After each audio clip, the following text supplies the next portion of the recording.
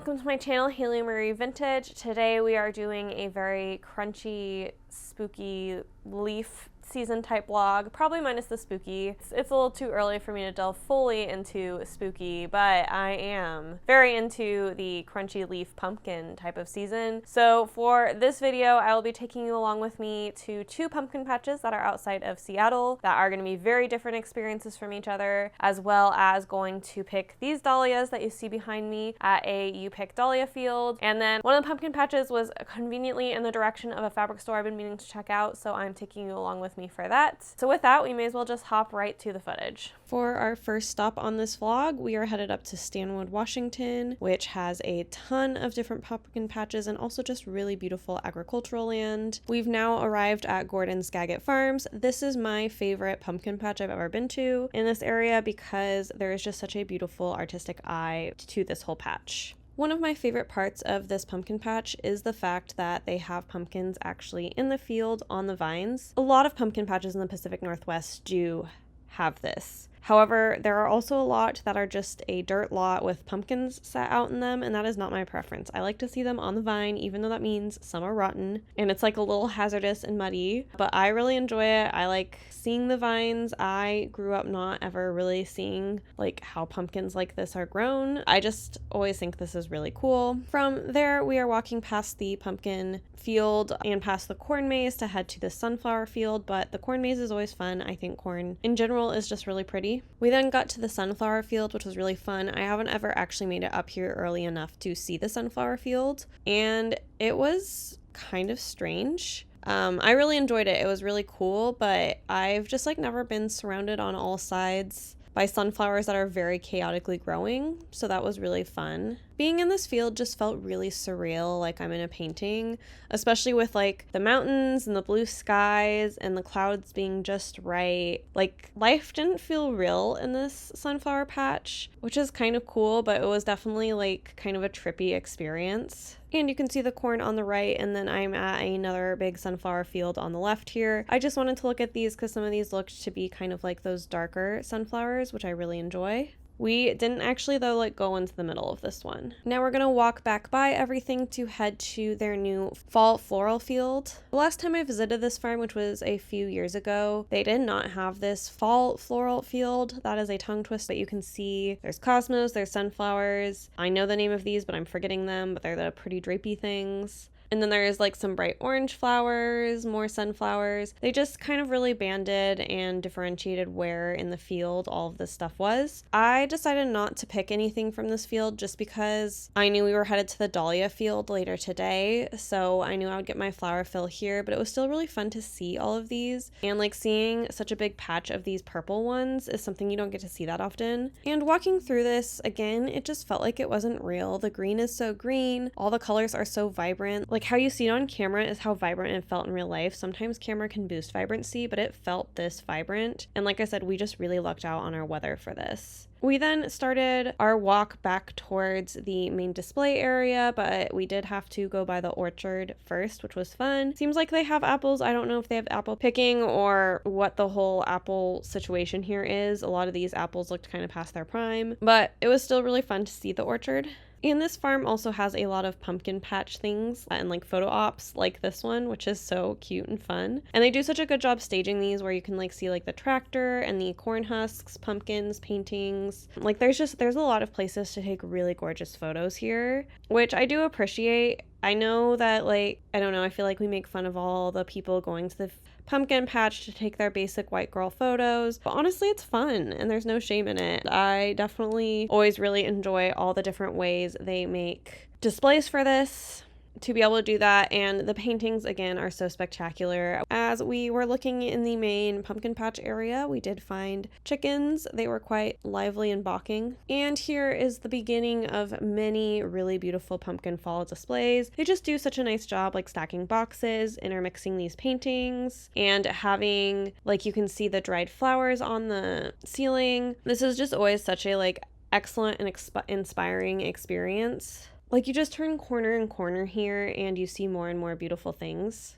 I also think it's fun they have this little flock of fake geese back here, which I think is hilarious. But yeah, I don't know. The artistry here just is always astounding to me and I really enjoy it. and it just keeps going. There's just such a nice sense of color, mix of textures, mix of different specialty gourds and pumpkins, and it's stunning. I feel like I'm just talking over and over again about how pretty this place is, but it's seriously so beautiful. I think this gets built out more and more as the year goes on. We were here the second weekend, but here you can see there's a beautiful hanging floral display, and now we've made it to the main like gourd shopping area, I guess. So they have a ton of different types of pumpkins and gourds here. It's also one of the reasons I enjoy going here is you can really like switch up your holiday aesthetic because they have so many gourd options. Like you could do all white for something kind of ghostly and spooky. You could do all green for a different vibe. Like they just have so many really great options. And I love that they also have little cards that tell you about the different varieties. These weird green ones here kind of yuck me out, but they're still fun to see. The Blue Hubbard. And this one's a sweetmeat. It's apparently a superior tasting pumpkin. And then they have kind of like a small little farmer's market in here. They have some vegetables, and then they do offer some local cider as well as some local honey. And we're just continuing to wander among the gourds. I thought it was fun that they had this like water lily situation back here. Not something you really associate with fall, but was fun nonetheless. More paintings, more gourds, more artistic decoration and inspiration. I mean, look at how weird these guys are. They're so fun. I was with my chatty friend, so we found out more about these paintings. All the paintings are done by the owner of the farm. Painting seems to be another big passion of his, and they seriously have such beautiful artwork here. And from what I recall, it changes at least for every few years because I don't remember a lot of this artwork the first time I came, but it's seriously so gorgeous, and it's set really, really well with the pumpkins too. And in another part, this is always very tempting for me. They make really, really, really stunning dried floral wreaths. You can see a bunch of them here. They vary in color and texture and all of that good stuff. They make them here on the farm. I have picked these up in the past, so I am not picking up any wreaths this year, but I wanted you to appreciate the beauty. They also had really, really cute little candles. I have too many candles at home already, or I would have definitely picked some up. And yes, and another really beautiful display using mums and gourds and pumpkins. I love it. And cuttings from their fall floral field. And you can see the leaves have started to change. It's just so pretty. I love their use of spindles here, and then the green and the white pumpkins. Like I said, you can just find pumpkins to kind of shift your fall decorations to any vibe you could desire. I love this little shed here too with kind of that dustier orange, green, and then the swans just kind of interspersed in with it. Really, really beautiful. And this is the view from the checkout line. Like even the checkout line is just beautiful. Here, I'm just standing here to pay, and look at just how stunning taking all of this in is from here. And we are stopping to do one last round at the porta potties before we leave, but I just wanted to show you, I guess, part of the walk and the experience there. But we're going to go ahead and head to the Dahlia farm now. So we've arrived at the Dahlia farm. This is Idlewild Blooms, and they have just this cute little booth with a setup where you can pay cash. They have Venmo, they have your little cutters, and then back here is where the actual dahlias that you can cut from are. They have to have well over 100 varieties here. It's really very impressive. And I love this U-pick area. I would go to this U-pick the most of all the U-picks near me. If it was closer, this is one of the furthest U-picks from me, and I have to make it kind of a special day to go up and do this. But I just love being here. Like walking through these rows of dahlias is so beautiful, and there's so many different varieties, and I just think it's so cool how dahlias come in so many different like leaf textures and color variations, and I don't know, I just think dahlias definitely rank somewhere in my favorite flowers. I think if I had all the money in the world, I would get a farm in Washington and do dahlias. I would also do like a ton of different hydrangea variations and just have all these really, really flower collections. Because while this is a U-pick, this is also essentially a collection of dahlias, kind of like you would see like an agricultural museum, I guess you could say. But my eyes just hurt from the beauty here. It's so pretty. So there's the main cutting field, which you just saw, and then further back, she has her seedlings. These are things that, from my understanding, she's trying either like different varieties or competition dahlias, but I believe they're trying to get their own dahlia, I guess species or hybrids, or I don't know how that works. And this is kind of the area she experiments with all of that. And so I always like to look back here because in my opinion, back here here has some of the most interesting and unique dahlias, but if you do go back here, you cannot cut the flowers, and we need to be really respectful of that. But I just wanted to show you because, yeah, I think there's some really interesting things happening with the dahlias back here. We did head back to the U-pick area so we could get a couple bouquets. As you can see, the U-pick area, you can also really tell because the way the year are so many flowers growing. Like, these are so dense. I was up here a few weeks ago and the flowers were definitely less dense, so we are in peak dahlia season, it feels like right now. And this is one of the bouquets that I picked. I absolutely adore it. I love being here. This is like seriously one of my favorite places in Washington.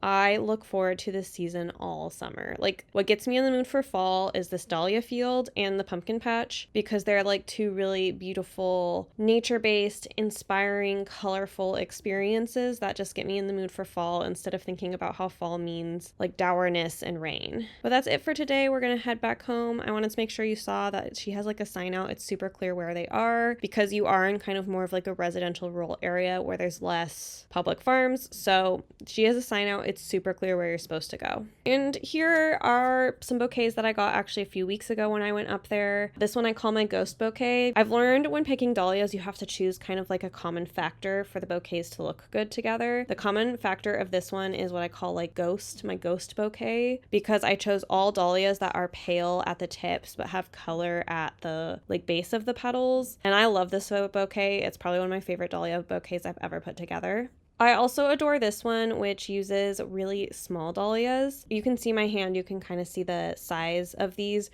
These dahlias are tiny, and I think they're really fun with how small they are. I've never seen dahlias this small until I went to that field, and I find them really like fun and inspiring. And for my last one, my theme is pinks and purples. These, we have some of those white ones with the pink tips, which I think are really cool, and hopefully you can tell we have that really interesting dahlia that has a light pink front petal and then a darker pink back petal that I think is so cool. That's my favorite type of dahlia variation, is dahlias that have a different color front and back petal. I think it's so cool. And here is one of the bouquets I actually picked this day where I showed you at the Dahlia farm. I wanted something a little bit more yellow and pink and like just kind of bright, just very different from the other ones I picked. I will note, I don't know if it was just because it had been drier that day or what was going on, but almost half my dahlias, the stems actually like bent and not like broke, but became unusable by the time I got home.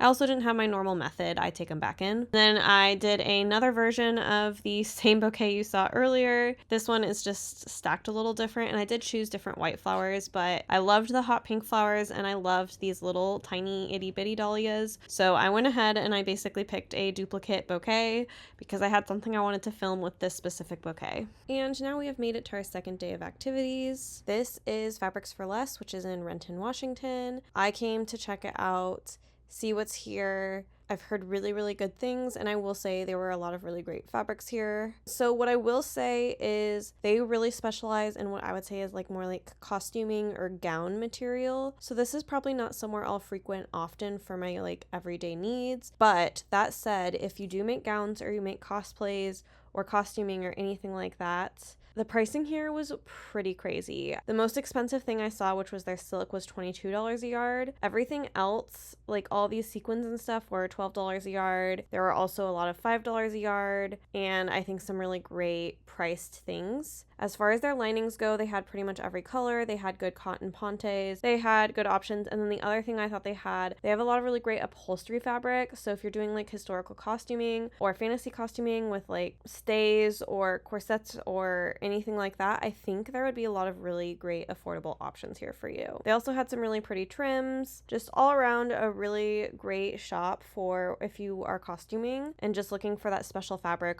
for a really good price. From there, we headed over to Carpinito pumpkin patch. They claim to be America's favorite pumpkin patch, but this is definitely a really, really like commercialized big operation. When I was talking to my friends, we were talking, and it feels like the state fair of pumpkin patches. And it's not just because the scone wagon is here, which is Washington's state fair food. As part of this pumpkin patch, there are 3 different like ticket options. There is the corn maze, there is the pumpkin patch itself, and then this, what we chose to go to is we wanted to do the farm fun yard because we wanted to see animals. This is definitely like more oriented towards kids than adults, but we still had a blast. So we were really here to see the animals. That was the whole goal. So first we're in the bird area. However, while in the bird area, we did get to see a goat climb the goat tower, which was very exciting. We were all like just sitting there watching, waiting for it to climb those stairs. We were so excited. And it did. And it was just so fun to see the goats in the goat tower or the goat walk or whatever they call it.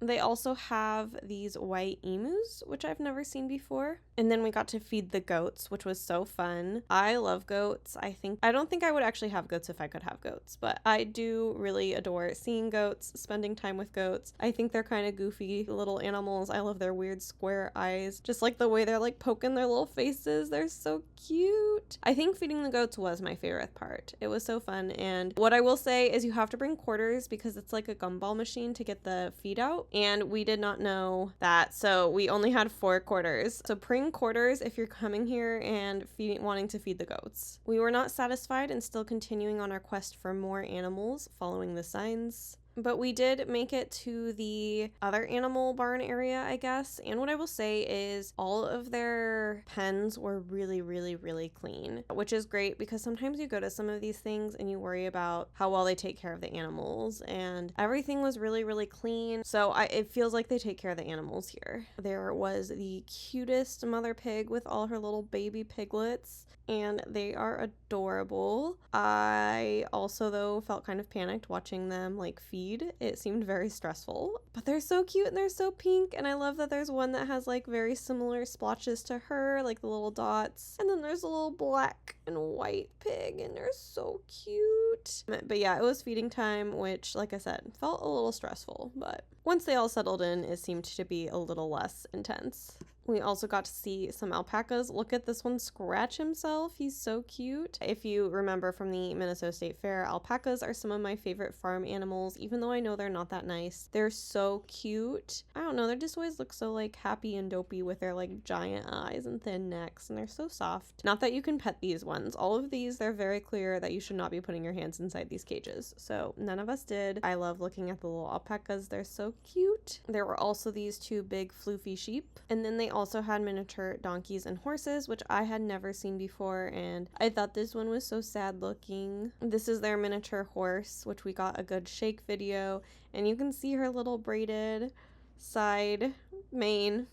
And yeah, you can see again the miniature donkeys back there. I had never seen miniature donkeys before, so that was very fun for me. I think donkeys are so cute, and they're another one of my favorites. But yeah, that basically concludes the farm animals. And then around the farm, they had a lot of cute little photo spots, kind of like this one. Nowhere near as aesthetic as the other farm. However, if you're here for your family and you just want those cute pumpkin patch photos, they had lots of really great spots for that were well thought out. And while you could say it's not the full pumpkin patch experience, on this side, you could get away with not going to the pumpkin patch because they still had all of these pumpkins out. And these pumpkins are ginormous. I never remember seeing this many pumpkins that big, like growing up where I did. And they were only $15 a pumpkin, which I thought was wild. Definitely, if you were getting a pumpkin this big in Colorado, it was like $50. So at a pumpkin patch. So these were wildly large to me. You can't really tell the scale on this video, but I promise they were huge. And one of the other activities we paid for was the hayride. I had not been on a hayride in a very, very long time, so I really wanted to go, and at first I was disappointed because I thought we were just going to be driving through this big construction pit that had like piles of dirt and like decrepit barns on it, and I was like, oh, that's kind of a bummer and like not what I wanted. But we did get to pumpkin fields eventually. Here we have finally made it to the pumpkin patch. These are white and green pumpkins, which is why they're kind of hard to see, but there were pumpkins in the pumpkin patch in the hayride, so very exciting because yes, at first I was like, oh no, are we just driving through construction zone? But it got very, very beautiful, and it was such a beautiful day out again. We got so lucky on weather. Also, the hayride wagons were really nice. They were covered, and it wasn't just like the back flatbed of a truck. Like, it wasn't as jostly and as bad for my back as other hayrides could be. hayride. So this was actually a really great ride for me, and for, I think, if you like can't be jostled a ton, this was a nice, chill, good hayride to not be jostled and re-injure your back. But as you can see, again, there are pumpkins, so it was a fun hayride. I don't know if it was $5 fun, which is how much it costs. That is the biggest thing as we close out this pumpkin patch in this vehicle. This pumpkin patch was just like more expensive to visit. The pumpkins were more expensive, all the food was more expensive, everything was more expensive at this pumpkin patch compared to the one I took you to earlier. However, this one's only like a 40-minute drive from the city, and the other one was an hour and a half, so you have to benefit out your pros and cons. But with Mount Rainier visible in the distance and the pumpkin patch in the foreground, I will leave you with this footage and we will hop into the wrap up. All right, you have seen the footage. So as you saw, two very different pumpkin patch experience. There are just a lot of pumpkin patches here. I have to say there's like over 20 around the city, so you can really just like look at their websites and find what you're looking for in a pumpkin patch. I did really enjoy going to the kind of more commercial pumpkin patch with the goats and the hayride and spending time with my friends there. I thought that was really fun. That is not one I go to often. Like, that's definitely more of a hanging out with friends and doing things pumpkin patch for me, versus the other pumpkin patch definitely is much more my vibe and always makes me feel really inspired. So that one I get around to a little bit more often. But neither experience is like wrong or better. They're just really, really different. And then of course for the Dahlia patch, I love a U-pick. I love a Dahlia U-pick. You can see I have the 2 bouquets I got this round with me. I usually only make it up there 2 or maybe 3 times in a year, just because it's a bit of a trek from Seattle, but I do always really, really enjoy my time there. And then for the fabric store, I don't have anything to haul or show you guys. I was very strict with myself. I said I'm gonna go to this fabric store and I'm just gonna look. And I am really glad I've been, because now I know exactly what is there. So if I have gaps and need to go out and run and buy some fabric for a project I'm working on, I will have that added to my arsenal of things to look at in Seattle, fabric store wise, because we are slowly dwindling here, which makes me really sad. But that pretty much summarizes everything. I hope you enjoyed this video. Thank you so much for, sticking around, hanging with me. Hopefully it's starting to feel seasonal wherever you are. I feel like fall hits Seattle a little earlier than the rest of the country. And with that, I will see you next week at 8 a.m. Pacific time. As always, you can leave a comment down below or give this video a thumbs up to help this channel out, as well as subscribing and sticking around if you enjoyed this video. I am typically a sewing content channel. However, I do lots of these little kind of travel vlogs of various things depending on what I'm up to. So yeah, definitely stay tuned and I will see you next week. Bye!